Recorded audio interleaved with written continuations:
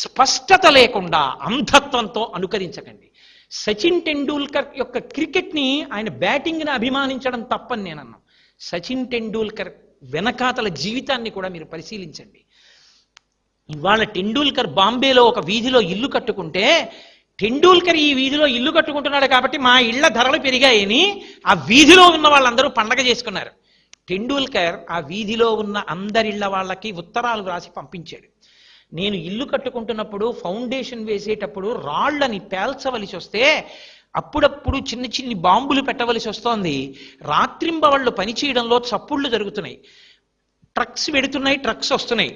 దీనివల్ల ఆ వీధిలో ఉన్న మీ అందరికీ ఇబ్బంది కలుగుతోంది. కానీ ఈ వీధి అంతా ఒక కుటుంబం అయితే, రేపొద్దున్న అమ్మ కడుపులోంచి ఒక పిల్లవాడు బయటికొచ్చి ఆ కుటుంబంలో కొడుకో కూతురో అనిపించుకోవడం కోసమని వాడు అమ్మ కడుపులోకి ప్రవేశించినప్పుడు 9 నెలలు అమ్మ ఎన్నో వికారాల్ని, కష్టాల్ని భరిస్తే తప్ప ఆ కుటుంబంలోకి ఆ తల్లి కడుపులోంచి ఒక బిడ్డడు రాలేనట్టు, మీ అందరూ కష్టాల్ని తల్లిలా ఓరిస్తే తప్ప మీ కుటుంబంలోకి సభ్యుడిగా నేను అక్కడ ఇల్లు కట్టుకోలేను. మీకు కలుగుతున్న కష్టానికి నన్ను క్షమించవలసినది అని సంతకం పెట్టి ఉత్తరాలు పంపాడు. ఆయన సోషల్ రెస్పాన్సిబిలిటీని మీరు అలవాటు చేసుకోండి.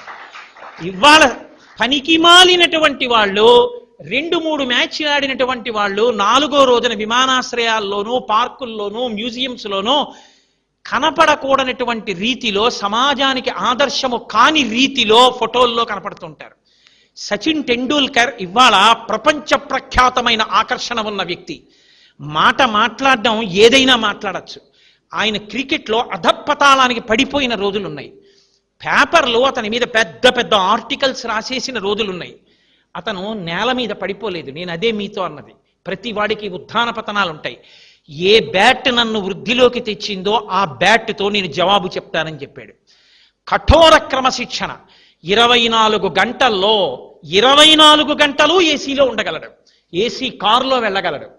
కానీ మండుటెండలో ఒక రోజు ఉదయం 9 నుంచి 6 గంటల వరకు 35 సంవత్సరాలు దాటిపోయిన వ్యక్తి 178 రన్స్ కొట్టి గ్రీజ్ మధ్యలో రన్నర్ సాయం లేకుండా పరిగెత్తగలుగుతున్నాడంటే, ఫీల్డింగ్ చేయగలుగుతున్నాడంటే, అతని ఏసీని ఎంత పక్కన పెట్టి ఎంత పరిశ్రమ చేస్తున్నాడో, ఒక టార్గెట్ రీచ్ అవ్వడానికి అతను ఎంత కఠోర పరిశ్రమ చేస్తుండి ఉంటాడో మీరు ఆలోచించండి.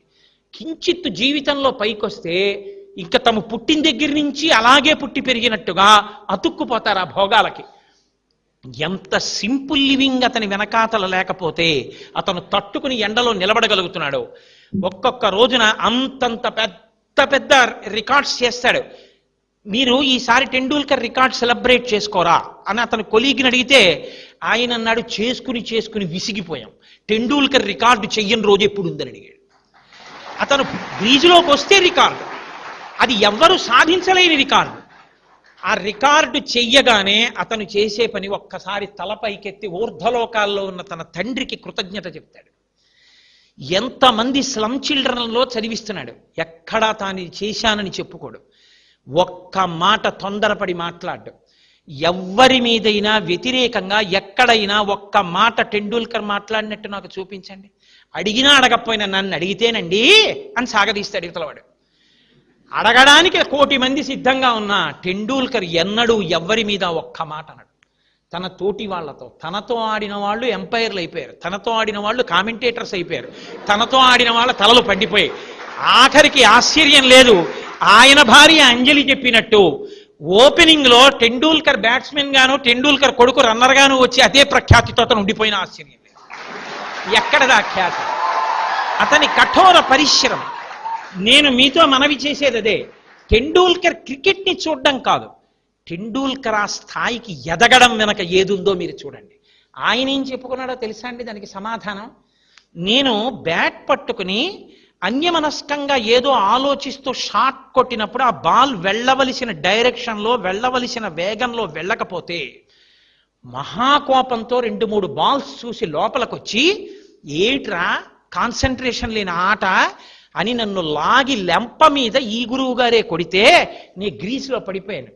ఆనాడు మా గురువు గారు కొట్టిన దెబ్బ జ్ఞాపకం ఉండిపోయి ఒక బాల్ వస్తున్నప్పుడు గ్రద్ద ఆకాశంలో ఉండి కోడి పిల్లని చూసినట్టు చూస్తుంటాను. ఎక్కడ బంప్ పడుతుంది, దీన్ని ఏ డైరెక్షన్లో కొట్టాలని అంత స్ట్రోక్ అప్లై చేస్తాను. ఒక్క దెబ్బ ఇవాళ టెండూల్కర్ రికార్డులు సృష్టించింది అన్నాడు. ఆ టెండూల్కర్ ఇవాళ ఆ సభకి కూడా వెళ్ళక్కర్లేదు, గురువుగారి కాళ్ళకి నమస్కారం చేసి సభలో చెప్పుకున్నాడు. అలా మీరు కూడా మీ గురువుల గురించి చెప్పుకోగలిగినటువంటి శీలాన్ని అలవాటు చేసుకోండి.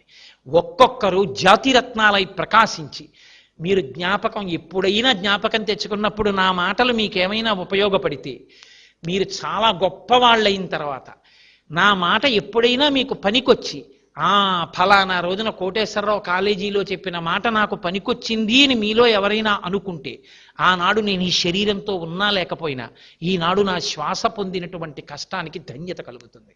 ఇది తప్ప నేను మీ నుంచి ఆశించిన